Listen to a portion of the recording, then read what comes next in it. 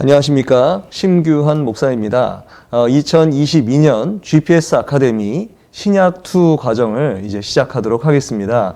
2년여 동안 GPS 아카데미가 영상으로 계속 진행되고 있는 가운데 있죠. 이제 코로나 바이러스가 이제 조금씩 완화되는가 싶더니만 오미크론이라는 변종이 이제 또 활성화되면서 또 참 이런 많은 확산세로 말미암아 많은 분들이 힘들어하고 있습니다. 그래서 이제 이 2022년 상반기도 온라인으로 일단 저희들이 오픈하면서 이렇게 성도님들에게 말씀을 양육하며 함께 교제하기 위해서 이렇게 나아가고 있습니다. 이 모든 과정 가운데 하나님께서 역사하시는 줄 믿고 우리 함께 또 우리가 하나님의 은혜와 또 치유의 역사로 함께 일어서면서 회복해 하시는 하나님의 능력을 경험하면서 우리 또 이 GPS 아카데미를 함께 행해 나가기를 바랍니다.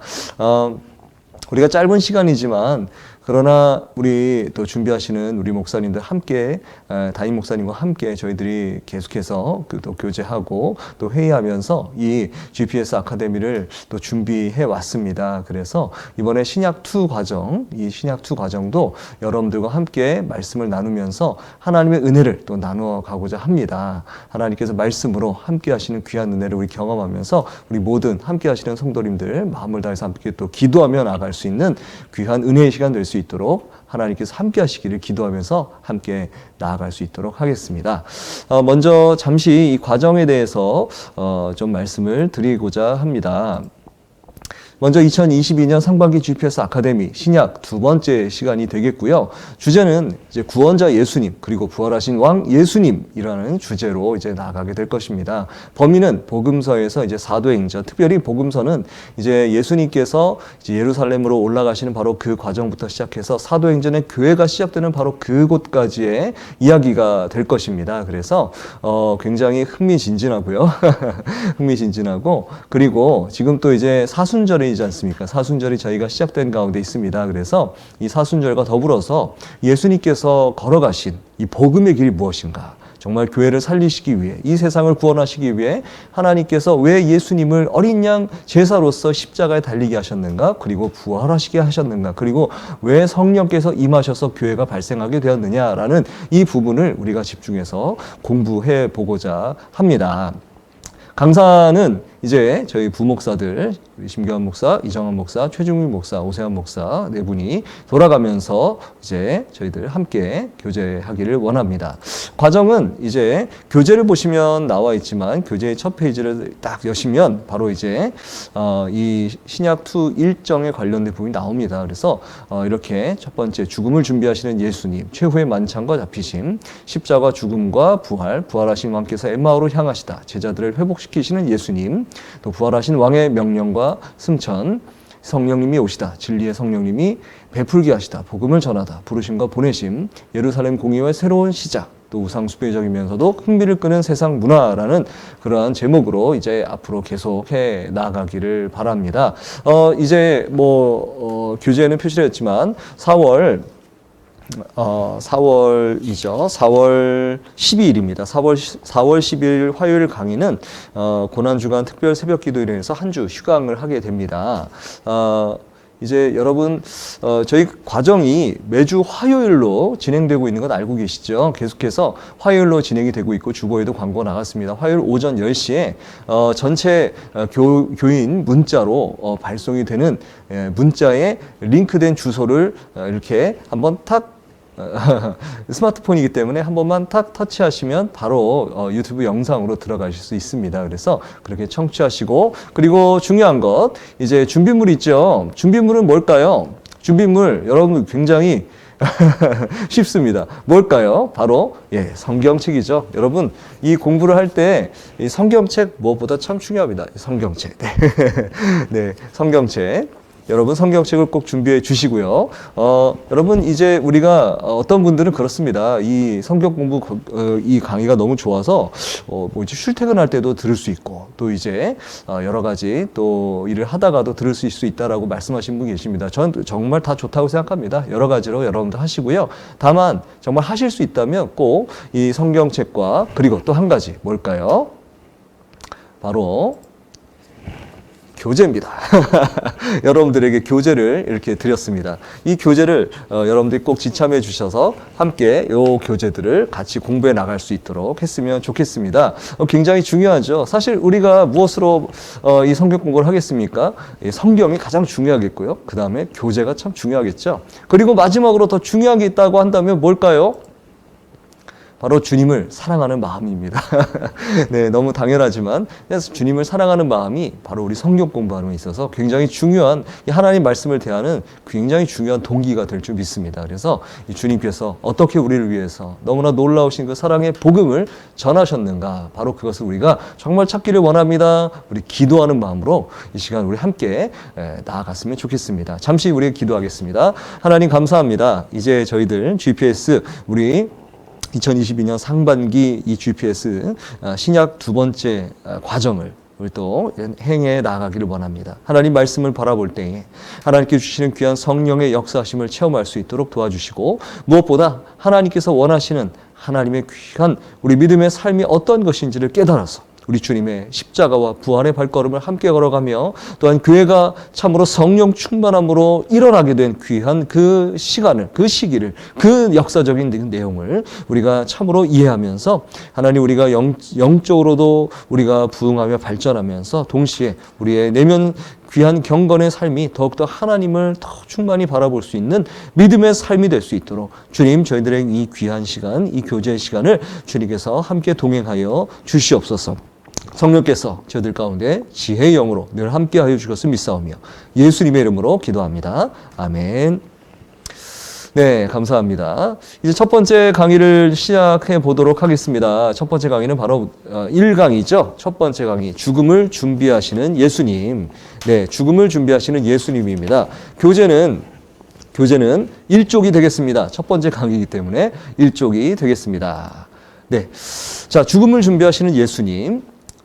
자, 이 죽음을 준비하시는 예수님의 구절은 이제 마태복음 26장을 전반적으로 보고 있고요. 또 두 번째 파트에서는 마태복음 21장을 배경으로 이제 말씀을 전개해 나가고자 합니다. 그런데 중요한 것은 이 구절을 우리가 이해할 수 있다면 이 1강은 우리가 잘 이해했다라고 볼 수 있을 것 같습니다. 한번 함께 이 말씀을 읽어보도록 할까요? 시작. 이 여자가 내 몸에 이 향유를 부은 것은 내 장례를 위하여 함이니라. 내가 진실로 너희에게 이르노니 온 천하에 어디서든지 이 복음이 전파되는 곳에서는 이 여자가 행할 일도 말하여 그를 기억하리라. 아멘. 마태복음 26장 12절에서 13절까지의 말씀입니다. 이 향유 옥합을 준비한 여인, 이 향유 옥합을 깨트려서 예수님의 머리에 부었던 아주 참 아름다운 그 이야기가 오늘 말씀의 배경으로 이제 시작을 하고 있습니다. 먼저 말씀의 배경을 한번 보도록 하겠습니다. 말씀의 배경은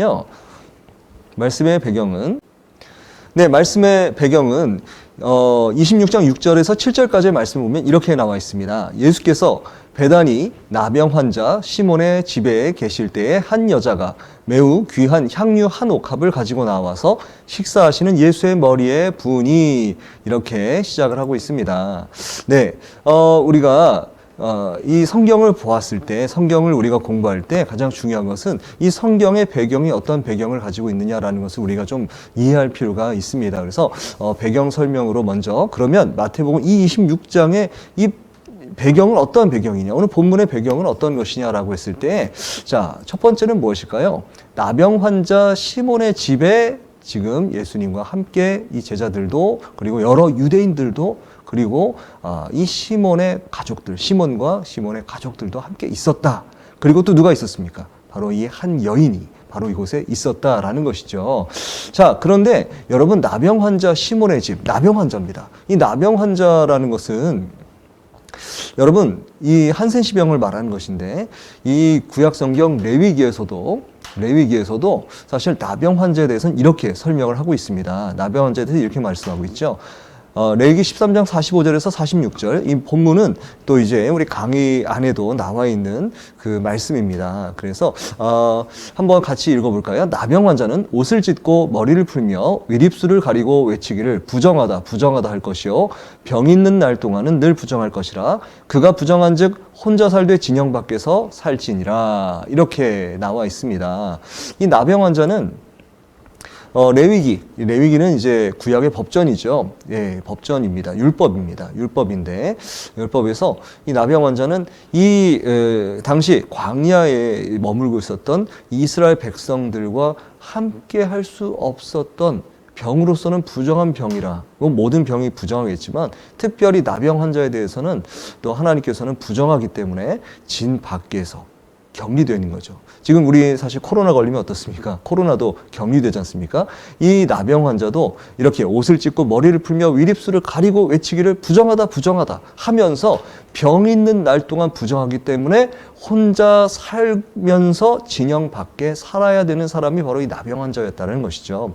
오늘 보니까 어떻게 나와 있죠? 오늘 보면은 바로 예수께서 배단이 나병 환자의 시몬의 집에 계실 때라고 되어 있습니다. 예수님께서 어디에 계셨다고요? 나병 환자 집에 계셨다는 것이죠. 이 나병 환자 집에 계셨다는 것, 그럼 이 율법에 반하는 것 아닙니까? 라고 보실 수 있잖아요.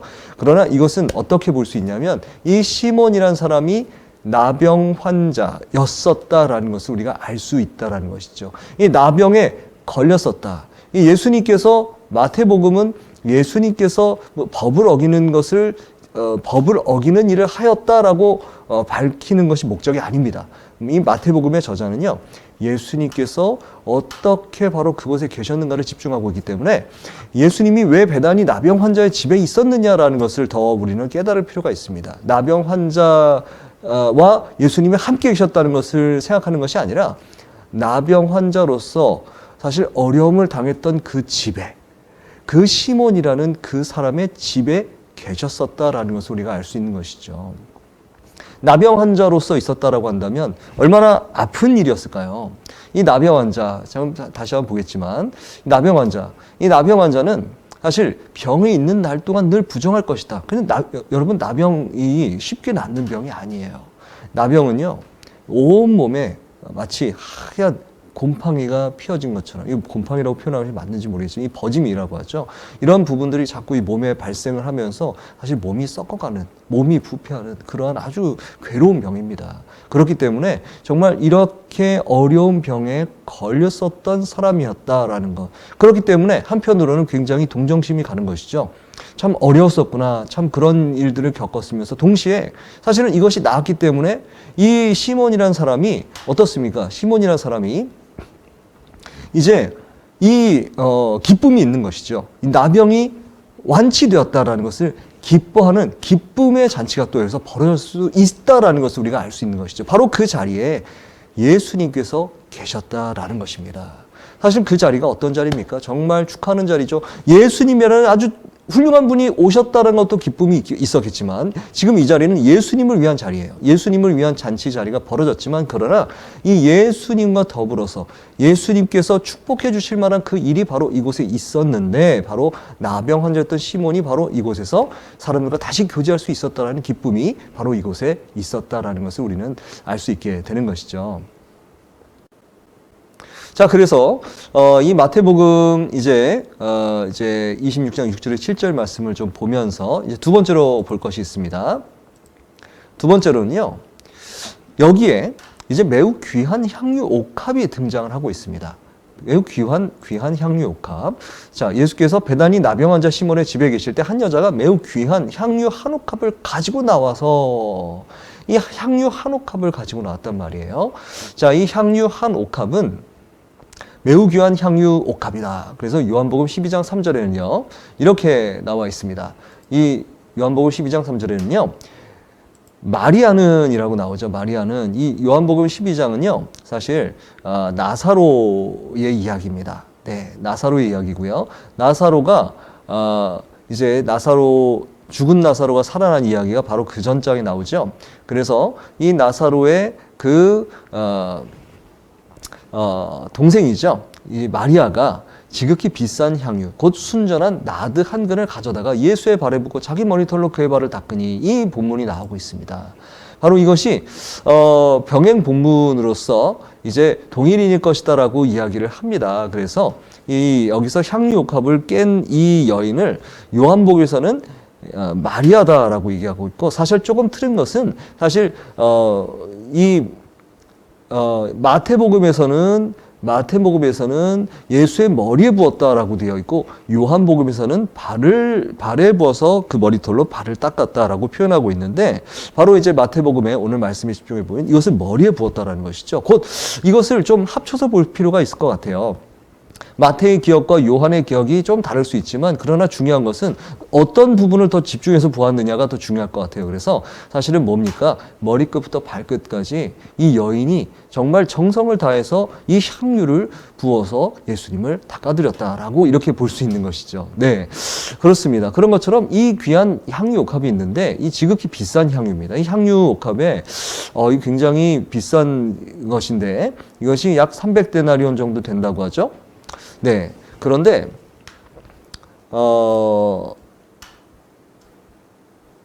이 순전한 나드라고 요한복음에서 표현이 되어 있습니다. 나드는 인도에서 나오는 그 향이라고 합니다. 이제 뭐 출처는 그렇게 되어 있는데요. 그만큼 참 어떻게 보면 희소성이 있는 그런 향이라는 것이죠. 굉장히 비싼 향유라는 것을 알 수 있습니다. 이 나드 이 한 근을 가지고 왔다라고 한다면 굉장히 그 지방에서도 구하기 힘든 그러한 향유 옥합이었다라는 것을 우리는 알 수 있는 것이죠. 바로 그것이 지금 이 시몬의 집에 마리아라는 여인이 들고 온 바로 이 향유였다. 이 향유가 등장했다라는 것을 말하고 있는 것이죠.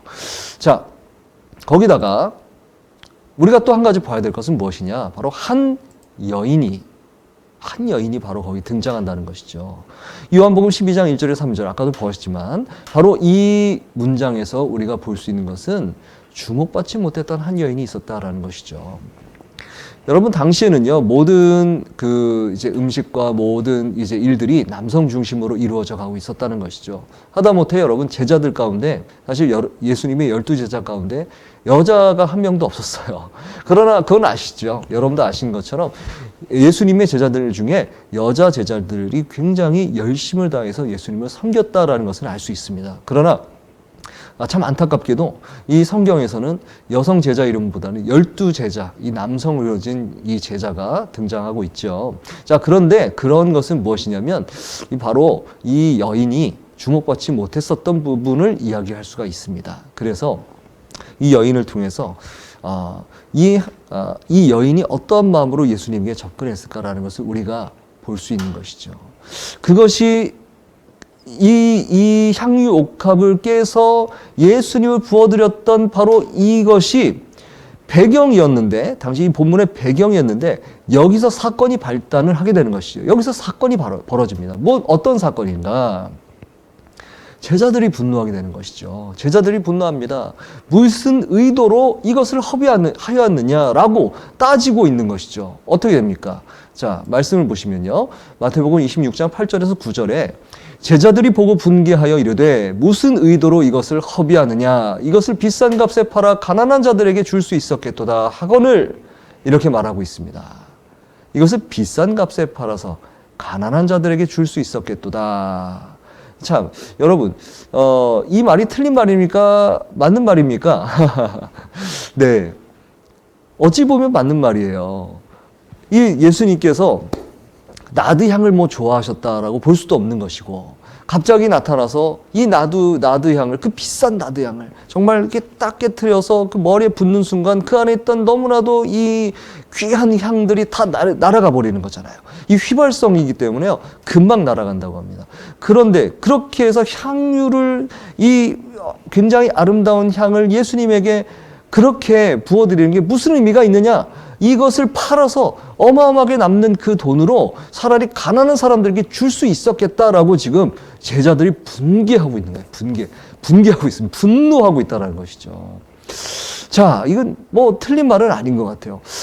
그럴 수도 있었겠다는 생각이 듭니다. 그러나 예수님의 반응은 이렇게 나와 있습니다. 너희가 어찌하여 여자를 괴롭게 하느냐라고 말씀하고 계시는 것이죠. 자, 마태복음 26장 10절에 보시면 예수께서 아시고 그들에게 이르시되 너희가 어찌하여 이 여자를 괴롭게 하느냐. 그리고 그 다음에 뭐라고 말씀하시죠? 그가 내게 좋은 일을 하였느니라. 그가 내게 좋은 일을 하였느니라. 이 말씀이 참 이해가 되지 않습니다. 그가 내게 좋은 일을 하였느니라. 이것이 어떠한 의미일까? 자, 여러분 마태복음 26장 11절에 보시면 예수님께서는 이렇게 말씀하십니다. 가난한 자들은 항상 너희와 함께 있거니와 나는 항상 함께 있지 아니하니라.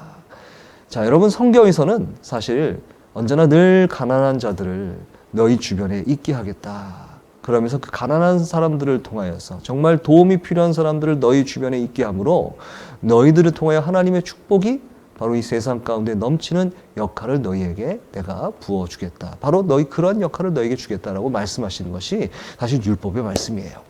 그 말씀을 사실 이스라엘 백성은 누구든지 알고 있었고요. 하다못해 어린아이들도 아는 그러한 율법의 말씀이라는 것이죠. 그렇기 때문에 사실은 이 말씀이 맞다라는 그 말씀이 아니라 사실은 뭡니까? 이 뒤에 있는 말씀이 중요한 말씀이죠. 나는 항상 함께 있지 아니하니라. 나는 항상 함께 있지 아니할 것이다. 예수님께서 지금 너무나 좋은 잔치에 시몬이 정말 베풀어 준 그 잔치에 기쁜 마음으로 내가 참석했지만 그러나 이 여인이 나에게 이 기쁜 잔치의 모습만을 보는 것이 아니라 사실은 어떠한 마음으로 예수님을 정말 사랑하고 예수님께서 어떠한 일이 닥칠지 모르겠지만 그러나 정말 그 예수님을 향한 그 예수님이 어떠한 일을 하실지 몰라도 그러나 놀랍게도 역사하실 예수님의 그 사역을 바라보면서 나를 기념하는 바로 이 일을 나에게 행하였다. 바로 이것이 중요하다. 비단 지금 향유 옥합을 깨서 예수님의 머리에 붓는 것만을 이야기하는 것이 아니라 바로 이 행위는 바로 예수님이 앞으로 닥칠 바로 그 일을 통하여 예수님의 제자들과 그리고 그 이후에 제자의 제자 그리고 그 제자를 이루는 교회가 행해야 될 가장 중요한 일이 무엇이냐라는 것을 지금 이 향유 옥합을 깬 이 마리아, 이 여인을 통하여서 제자들에게 그리고 지금 이 말씀을 받는 우리들에게 가르쳐주고 계시다라는 것입니다. 자, 여기서 우리는 한번 이것을 생각해 볼 필요가 있습니다. 우리 제자들이 이야기했던 나눔의 가치, 그 나눔은 정말 이 제자들이 틀린 말을 했다라는 것은 아니죠. 그러나 예수님은 그것을 꼭 집어서 이야기하고 있습니다. 너희들이 지금 부족한 것이 있다. 너희들이 정말 생각해야 될 것이 있다. 우선순위가 있다라는 것을 말씀하고 있는 것입니다. 바로 그것은 자, 이것을 다시 우리가 이렇게 좀 이야기를 할 필요가 있는데요. 자, 이것을 다시 이렇게 질문을 할 수가 있을 것 같습니다. 온전한 나눔의 가치를 정립하기 위해서 필요한 것은 무엇입니까? 우리가 정말 나눔이라는 것이 필요하고 교제라는 것이 필요하지만 그러나 바로 그것이 우리 그리스도인들에게 있어서 필요한 정말 그거보다 더 중요한 그 가치적인 것은 무엇이냐 그리고 그 마음속에 정말 필요한 마음은 무엇이냐라는 것을 예수님께서 말씀하고 계신 것이죠. 그 다음 말씀을 한번 보겠습니다. 마태복음 26장 14절에서 16절까지 말씀 보면 이 말씀이 있습니다. 그때 12 중에 하나인 가룟 유다라 하는 자가 대제사장들에게 가서 말하되 내가 예수를 너희에게 넘겨주리니 얼마나 주렸느냐 하니 그들이 은 30을 주거늘 그가 그때부터 예수를 넘겨줄 기회를 찾더라. 자, 여러분 사실은 아까 이 향유 옥합을 비판하면서 이야기했던 제자가 바로 이 가룟 유다였죠. 그리고 가룟 유다와 이와 같은 생각을 하고 있는 제자들이었습니다. 자, 이 제자가 이 가룟 유다가 했던 그 일은 무엇입니까? 은 30에 예수님을 자신의 스승인 예수님을 이 제사장들에게 팔아 넘길 생각을 하고 있었던 것이죠. 여러분 아무리 좋은 생각이 있다 할지라도 그 생각 가운데에 그 생각의 원천이 되는 바로 그분을 만나지 못했다라고 한다면 이것은 자칫 울리는 꽹과리가 될 수밖에 없는 그러한 일이 되고 마는 것이죠. 중요한 것은 예수님께서는 이 여인의 그 모습을 보면서 자신을 정말 사랑하려고 하는 그 마음, 자신에게 정말 집중하려고 하는 그 마음, 예수 그리스도께서 어떤 분이신지를 알기 위해서 나가는 바로 그 모습, 그것을 예수님께서는 제자들에게 알려주고자 하시는 것입니다. 자, 다시 한번 이 말씀을 한번 보았으면 좋겠습니다. 자, 비싼 값에 팔아 가난한 자들에게 줄 수 있었도다라고 이 말했던 제자의 결말은 바로 앞서 말씀드렸던 바로 이렇게 은 30에 예수를 팔아 넘기려고 했던 그 마음이 바로 그 마음의 중심에 있었던 것, 욕심이 앞섰던 것, 바로 그것을 알 수가 있는 것이죠. 제자들에게 필요했던 것은 무엇입니까? 이 제자들에게 필요했던 것은요, 공명심이나 명예심, 여러 가지 탐욕으로 인한 가장된 그러한 마음이 아닌 바로 여인의 이 순수한 향유옥합, 바로 이것이었고요. 이것을 다시 말씀드리자면 제자들에게 필요했던 것은 바로 이 여인이 드리려고 했던 예배였다는 것입니다. 예수님은 바로 이 여인을 통하여서 제자들에게 예배가 무엇인지, 너희들이 정말 회복해야 되는 것이 무엇이냐, 내가 너희들에게 이루어 주려고 했던 바로 그것이 바로 예배를 온전히 드리고자 하는, 너희들의 무너졌던 그 예배를 회복시켜주는 바로 그 예배의 사역이다라는 것, 바로 그것을 예수님께서는 제자들에게 가르쳐 주시려고 했던 것입니다. 바로 이 향유 옥합을 준비했던 이 여인의 그 마음 가운데는 정말 그 예수님께로만 집중하려고 했던 바로 그 마음이 너무나도 순수하게 자리 잡고 있었던 것이죠. 예수님께서는 바로 이 여인의 마음을 보셨습니다. 여러분, 우리의 마음 가운데도 사실은 여러 가지 마음이 있습니다. 정말 그 귀한 것을 갖다가, 아니 어떻게 이 귀한 것을 왜 다른 데에 우리가 더 나눠주거나 더 우리가 정말 팔아서 무언가를 더 줘야 되거나 그래야 되는 것이 아니겠느냐라고 얘기하겠지만, 바로 그때에 예수님께서는 스톱! 잠깐! 너희들의 마음 가운데 무엇이 있느냐라고 물어보실 수 있다는 것이죠. 뭐라고 대답하시겠습니까? 제자들이, 아니 예수님, 정말 이것이 세상이 더 필요한 건 아니겠습니까? 라고 말씀하시겠지만, 그러나 예수님은 그때에 제자들에게 원했던 말씀, 바로 그것이죠. 나를 예배하고 나를 진정으로 만나야만 내가 세상을 사랑했던 그 마음처럼 너희도 세상을 온전히 사랑할 수 있다는 그 말씀을 이제 가르쳐 주시고자 한다라는 것이죠. 이 예배가 회복되어지는 것, 바로 그것이 예수님께서 이 향유 옥합을 깼던 여인을 통해서 가르쳐 주시고 했던 그 핵심적인 말씀이었다는 것입니다. 자, 그래서 이 예배 회복을 우리가 예수님께서 집중하시면서 했던 그 본문이, 이것은 조금 이제 마태복음 26장에서 앞으로 가는 이야기지만 이것을 연계해서 바라보고자 한다면 바로 예수님이 얼마나 이 제자들에게 사실은 자신을, 예수 그리스도의 이 사역을 너희들이 준비해야 된다는 그 마음, 바로 그것을 얼마나 도전을 주시고 싶으셨는가를 알게 되는 그런 말씀이기도 합니다. 그래서 마태복음 21장 1절에서 11절까지의 말씀을 우리 한번 함께 볼 수 있도록 하겠습니다. 조금 길지만 천천히 한번 읽어보도록 할까요? 그들이 예루살렘에 가까이 가서 감람산 벳바게에 이르렀을 때에 예수께서 두 제자를 보내시며 이르시되 너희는 맞은편 마을로 가라. 그리하면 곧 매인 나귀와 나귀 새끼가 함께 있는 것을 보리니 풀어 내게로 끌고 오라. 만일 누가 무슨 말을 하거든 주가 쓰시겠다 하라. 그리하면 즉시 보내리라 하시니, 이는 선지자를 통하여 하신 말씀을 이루려 하심이라. 일러스되 시온 딸에게 이르기를 내 왕이 내게 임하나니 그는 겸손하여 나귀 곧 멍에 매는 짐승의 새끼를 탔도다 하라 하였느니라. 제자들이 가서 예수께서 명하신 대로 하여 나귀와 나귀 새끼를 끌고 와서 자기들의 겉옷을 그 위에 얹음에 예수께서 그 위에 타시니 무리의 대다수는 그들의 겉옷을 길에 펴고 다른 이들은 나뭇가지를 베어 길에 펴고 앞에서 가고 뒤에서 따르는 무리가 소리를 높여 이르되 호산나 다윗의 자손이여 찬송하리로다 주의 이름으로 오시는 이여 가장 높은 곳에서 호산나 하더라. 예수께서 예루살렘에 들어가시니 온 성이 소동하여 이르되 이는 누구냐 하거늘 무리가 이르되 갈릴리 나사렛에서 나온 선지자 예수라 하니라. 아멘. 자, 이 말씀은 이제 교재를 보시면 교재의 이쪽에 이면에 있죠.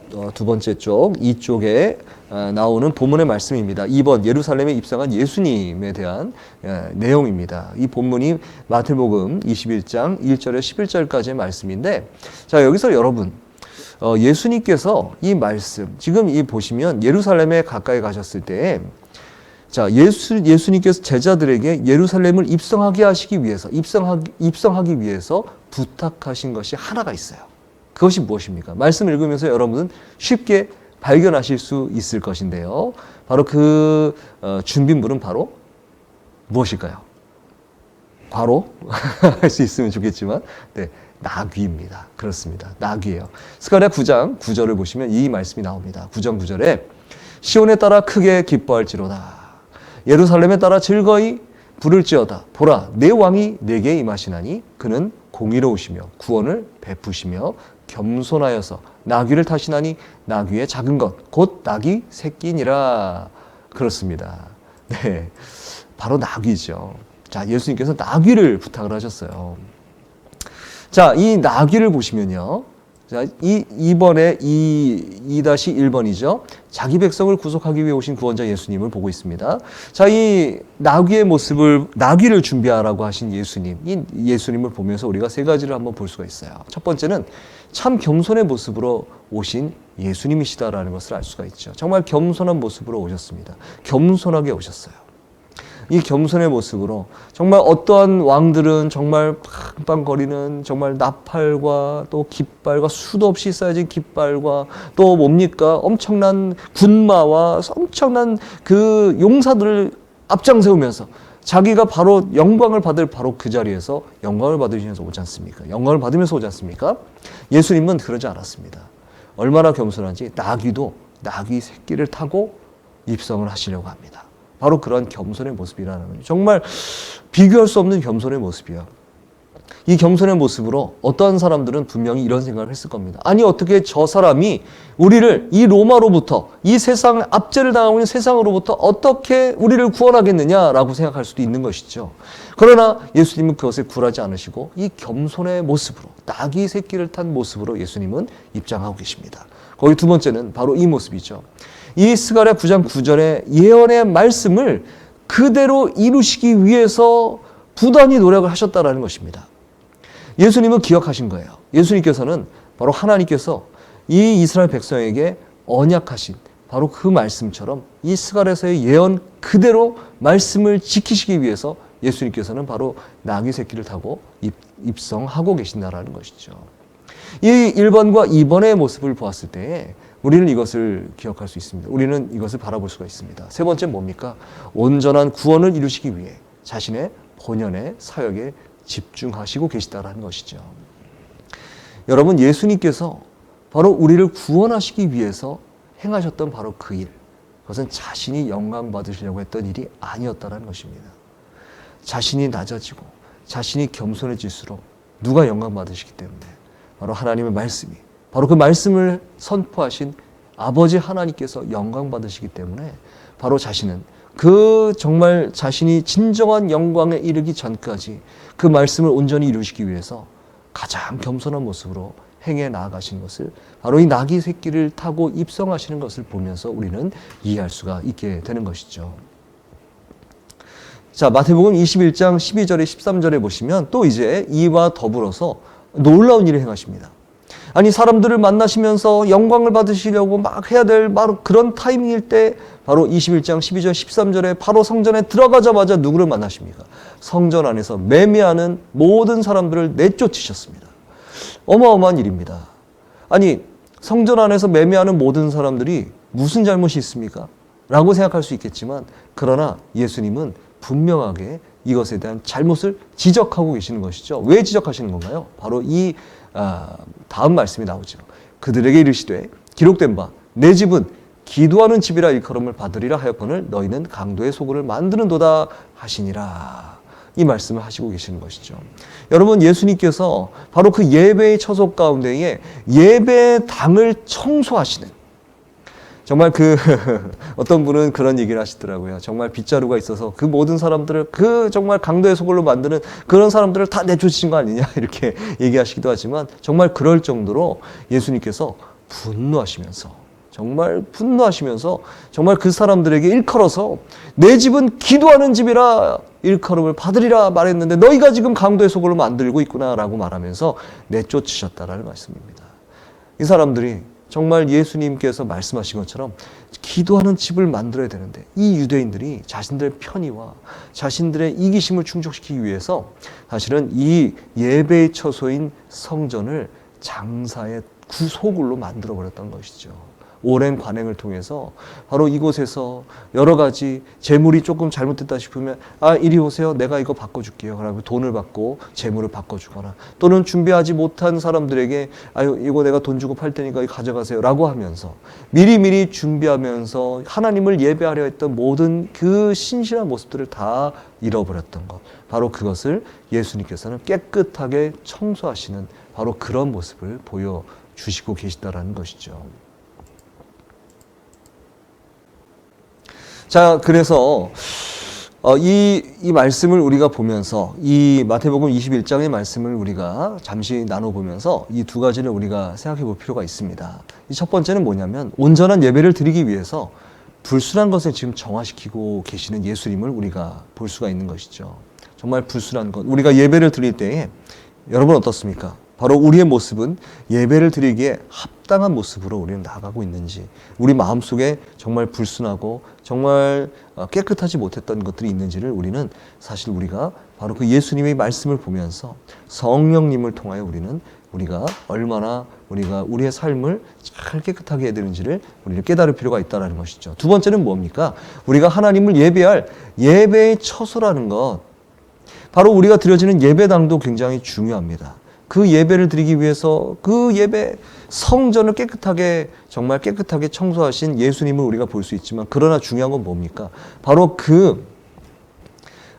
정말 그 성전을 더럽히고 있는, 어지럽히고 있는, 오염시키고 있는 바로 그러한 무리들을 쫓아내심으로 누구를 경건케 하십니까? 온전히 예배 드려야 할 그것을 바라보고 있는 유대인들과 그리고 제자들, 그리고 예수님의 말씀을 지금 듣고 있는 바로 우리들에게 바로 이 예배를 드리는 너희가 바로 하나님과 온전히 예배 드리기 위한 성전이요 예배 처소다라는 것을 하나님께서는, 바로 예수님께서는 바로 이것을 알려주고 깨닫게 하고 계시다라는 것입니다.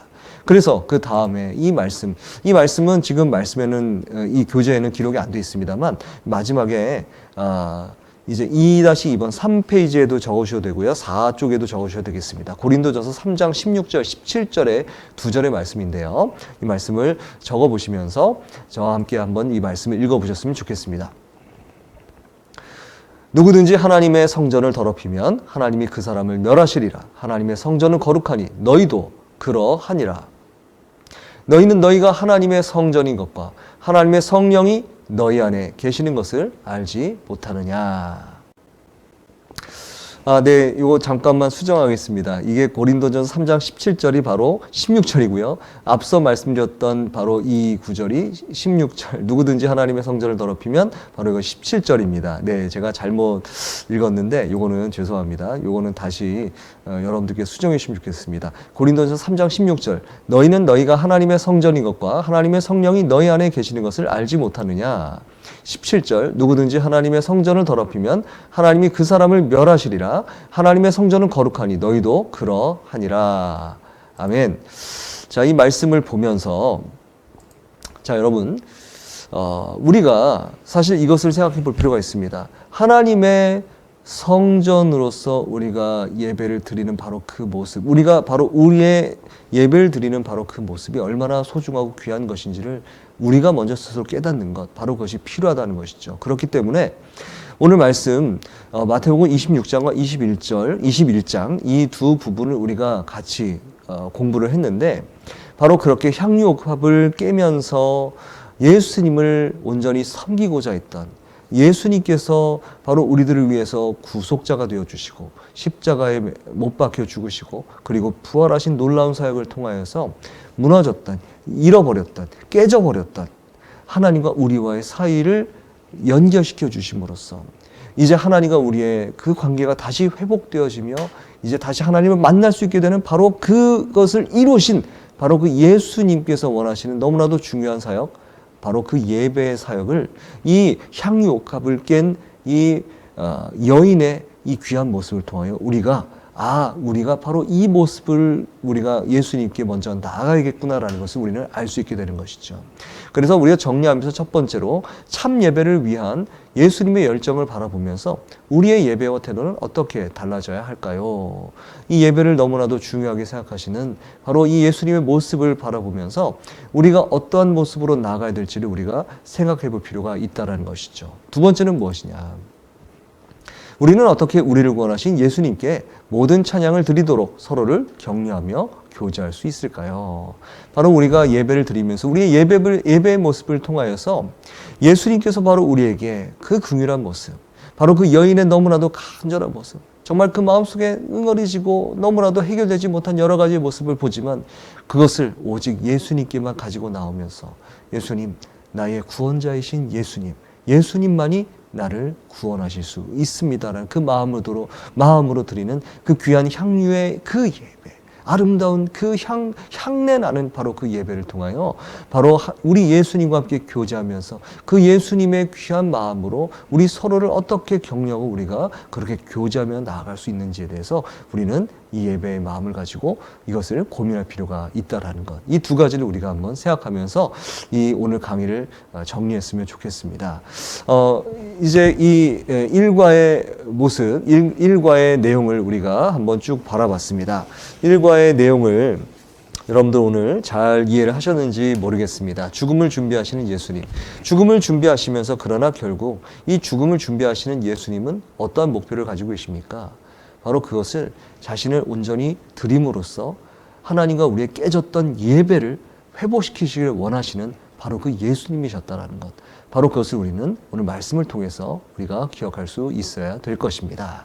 바로 그 말씀을 통해서 우리가 이제 더 하나가 되어서 바로 정말 예배 가운데서 예수님만으로 우리가 온전히 예배드리고 우리가 다른 어떤 마음들, 여러 가지 마음들이 들 수 있지 않습니까? 예배드리며 예배함으로 나올 때 또한 우리 삶의 예배를 드릴 때도 마찬가지죠.